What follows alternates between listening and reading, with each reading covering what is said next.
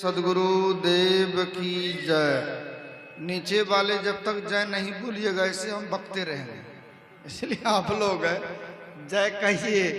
बोलिए सदगुरु देव की, संत सम्राट सदगुरु कबीर साहेब की जय। कबीर खड़ा बाजार में सबकी चाहे खैर, ना काहो से दोस्ती, साउंड मीठा रहने दीजिए, ना काहो से बैर, आए हैं सो जाएंगे राजा रंक फकीर। एक सिंहासन चढ़ चला एक बांधा जाए जंजीर। प्रातः स्मरणीय मंगल मूर्ति सदगुरु भगवान के पावन चरण कमलों में कोटि सा नमन।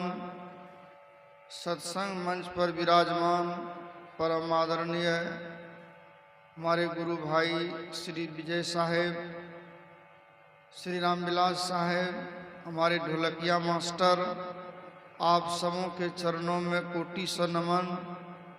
सत्संग दीर्घा में बैठे हुए धर्म प्रेमी सज्जनों, माता बहनों, देवी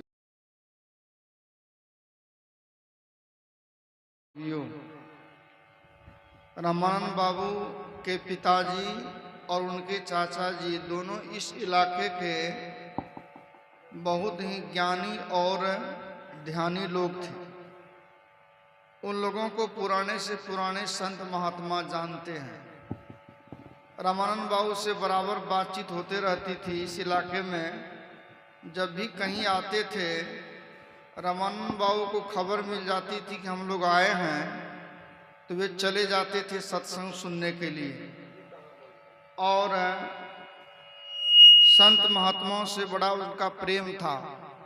मेरा आश्रम अररिया कोट में जब निर्माण हो रहा था, रामानंद बाबू खुद चल करके 2 दिन रह करके वहाँ काम करवाए थे। हमारे रामानंद बाबू जो है अररिया कोट रेलवे स्टेशन में जब कबीर कुटी का निर्माण होने लगा, वह वहाँ गए थे। जब आचार्य श्री धर्मस्वरूप साहब वहाँ पर मैंने शिलान्यास कर रहे थे, तो रामानंद बाबू भी थे। इसलिए रामानंद बाबू का इतिहास भी जो है सत्संग से जुड़ा हुआ है, आश्रम से जुड़ा हुआ है, संतों से जुड़ा हुआ है। और आप लोग मौलवी साहब उधर गप मत करिए, आप लोग गप करिएगा फिर मेरा गप बंद हो जाएगा। जो भी भाई हैं कोई गप मत करिए। बहुत देर से भी हमारे विजय साहब बहुत ही सुंदर विचार सुना रहे थे, बहुत ज्ञान वाली बात। अगर उनकी बात को, एक भी बात को रख लेंगे हम लोग, कोई बात ऐसा नहीं है जो वो नहीं कहे होंगे। सारी बात कह दी गई है, समझे। केवल है कि अब हमको जीवन मजा दिया जाए। बोलिए सदगुरु देव की जय। अब जो है सत्संग शुरू हो रहा है, ध्यान दीजिए। सुखदेव ऋषि सत्संग शुरू कर दिए हैं। आए बोलिए सदगुरु देव की जय। संत सम्राट सदगुरु कबीर साहेब की जय। करु सत्संग भरम गढ़ टूटे, करु सत्संग भरम गर टूटे, करु सत्संग भरम गर टूटे, करु सत्संग भरम गर टूटे। बिनु सत्संग किए दुख पावे, बिनु सत्संग किए दुख पावे। पकड़ी पकड़ी जम लूटे, भरम गढ़ टूटे, पकड़ी पकड़ी यम लूटे, भरम गर टूटे। करु सत्संग भरम गर टूटे। अभी हमारे विजय साहब कितना बढ़िया से सामाजिक बात समझा रहे थे। जाघर संत आवे नहीं, सतगुरु नहीं मेहमान, अत्ता घर जम डेरा लिया जीता है श्मशान। जिनके घर में साधु महात्मा नहीं आते हैं, बीड़ी पीने वाले आते हैं, दारू पीने वाले आते हैं, ध्यान दीजिए, लड़ने वाले आते हैं, झगड़ने वाले आते हैं। वह बाल बच्चे को गलत चीज बता के चले जाते हैं। लेकिन संत महात्मा आते हैं तो क्या सिखाते हैं? अभी हमारे विजय साहब आप लोगों को क्या सिखाया? माँ की सेवा करो, पिता की सेवा करो, बड़ा भाई का आदर करो, छोटा भाई को प्रेम दो, चाची को माँ समझो, समाज में किसी से झगड़ा लड़ाई मत करो। इस साधु महात्मा ने ज्ञान देता है जी। चलिए हम विषय पर आते हैं। तो मैं कह रहा था कि सुखदेव ऋषि सत्संग शुरू कर दिया। जब प्रवचन शुरू हो गया ना, तो देवता सब क्या किया कि घैला लेकर के अमृत का आ गया। सुख क्या कहते हैं, राजा परीक्षित के पास। काहे परीक्षित है, यह जो सुखदेव ऋषि जो आज अमृत की वर्षा करवा रहे हैं या आध्यात्मिक ज्ञान की जो चर्चा कर रहे हैं, तो ये काम करिए, आध्यात्मिक ज्ञान सत्संग का पुण्य का अमृत हमको दे दीजिए। आई घाड़ा वाला अमृत आप ले लीजिए।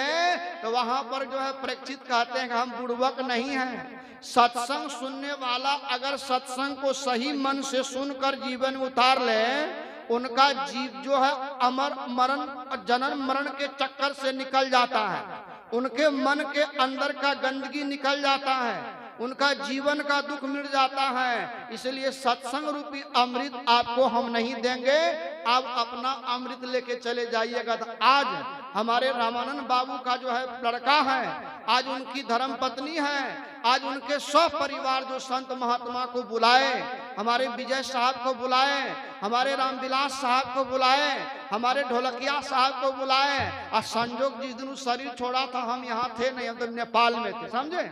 और इंडिया से जो है नेपाल में फोन लगता नहीं है, इधर जो पहाड़ी इलाका में चले गए थे। नहीं तो हम रामानंद बाबू को तो जिंदा में हम कई बार सत्संग सुनाए हैं। तो भाव हमारा है, आज उनका पुत्र ने जो है यह कर दिखाया, और उनकी आत्मा जहां भी होगी उनको खुशी होती होगी। कैसे खुशी होती है, कथा और सुन लीजिए। जब अपने दरवाजे पर अष्टावक्र मुनि को बुलाकर, कौन भाई, तो राजा जनक सत्संग करने लगे। तो राजा जनक जब सत्संग करने लगे, लोगों की भीड़ लग गई, तो उसी में एक विषैला सांप भी निकल के आ गया। सांप को देख करके सभी जनता जो है खड़े हो गए। समझदार लोग तो बैठे रहे।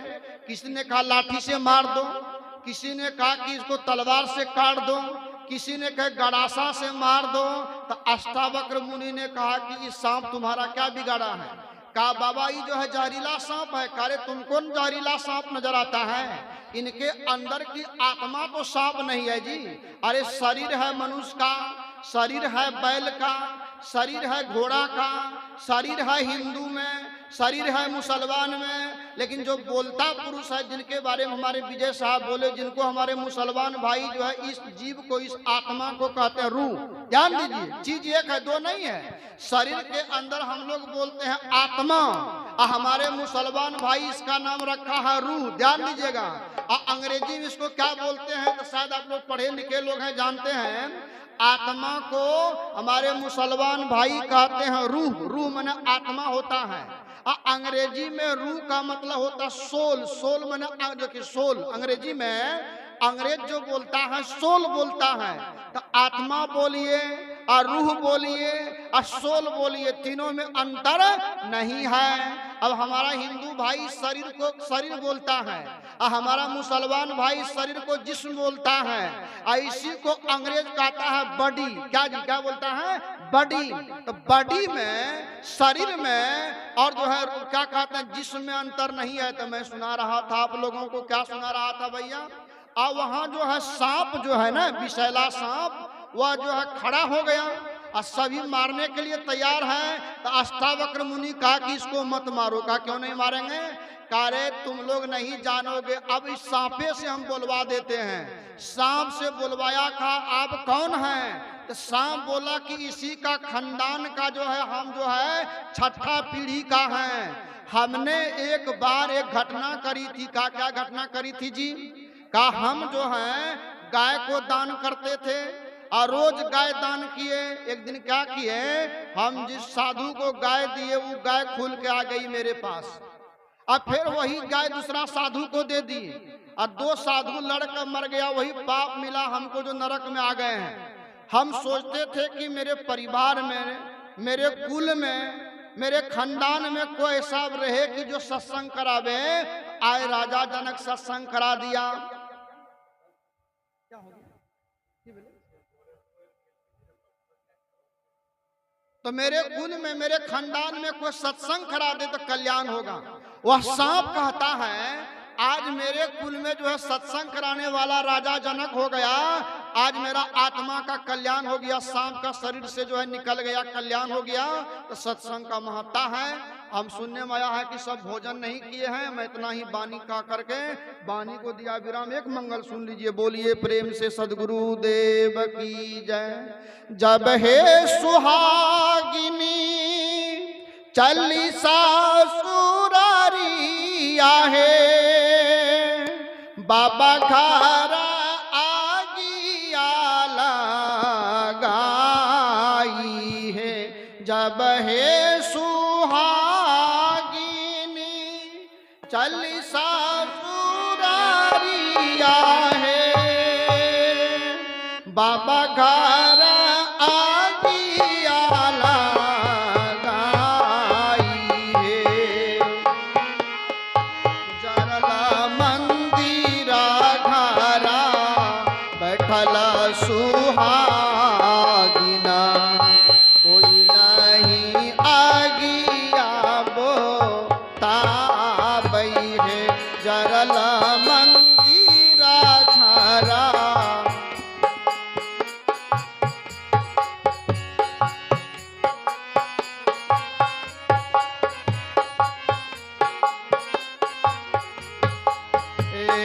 जरला मंदिरा घरा बैठला सुहागिना, कोई नहीं आगिया बोताबई है। जरला मंदिरा घरा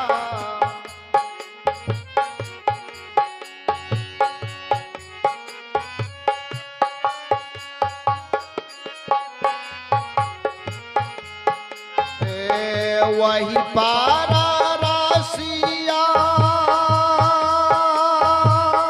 बसिया बजावई है। यही पारा सुंदरी नहावई है। वही पारा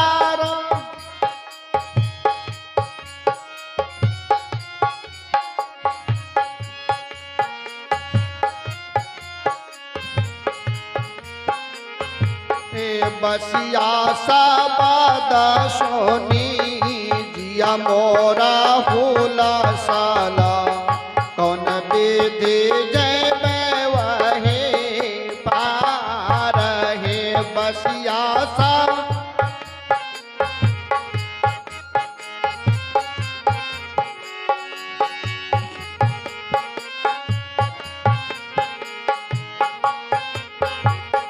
कथी के नैया मीरा मई सुहागिना,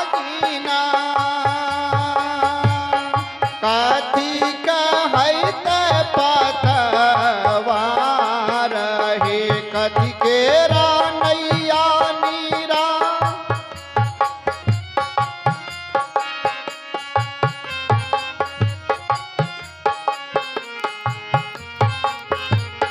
ककरा सुमारी हमें नैया चढ़ी बैठाबा, कौन जय के बनहार है।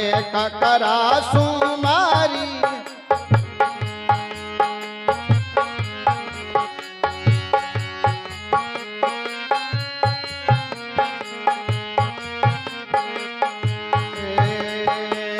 सतकेरा नैया नीरा मई सुहागिना, सुरती के हैते पतवार है। सतकेरा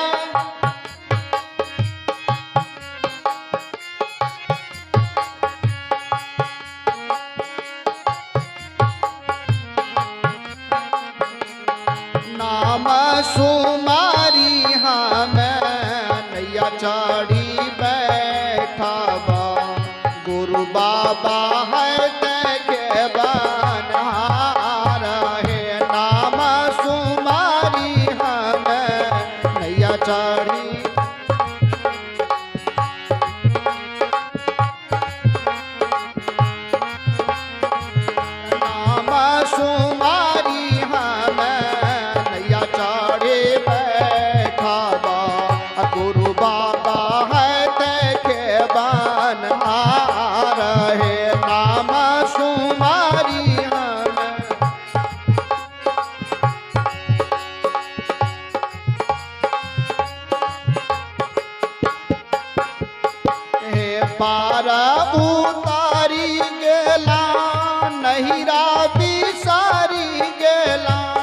पार